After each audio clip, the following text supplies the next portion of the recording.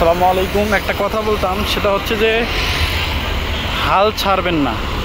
যে কোনো জিনিসই হোক, আপনার জব হচ্ছে না, আপনি হাল ছাড়বেন না, আপনি লেগেই থাকেন।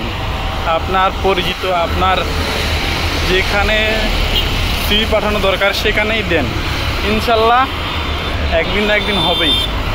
কিন্তু ধৈর্য থাকতে হবে আর আল্লাহর ওপর ভরসা করতে হবে।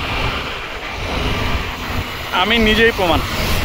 আমার এক সময় আমি তো চিন্তা করছিলাম আমার ইন্টারনি হবেই না,